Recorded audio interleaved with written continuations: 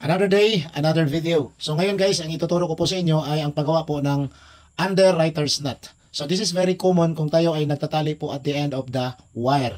Pero ang ginamit natin is yung lubid. Well actually, pwede din natin itali ang lubid ng applying underwriters.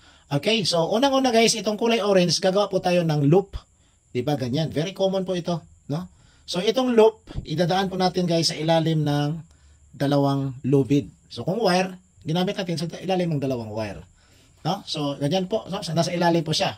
Now, itong kulay blue, gagawa din po tayo ng loop sa paggamit ng blue. Okay, ganito. At, ito guys, ilagay natin yung kulay blue, yung loop natin, ilagay natin sa ilalim ng kulay orange. Ganyan po siya, ang ayos niya guys. Then, i-pass through natin sa loop na kulay orange yung blue natin. Ganyan. Okay? So, that is underwriters. So, gagawin din natin dito guys para mahigpitan natin siya is ipupulong po natin itong dalawang working end. Ganito.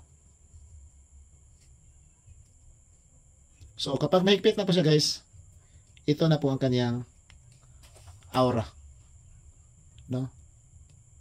Ganyan na po siya. Underwriters nut.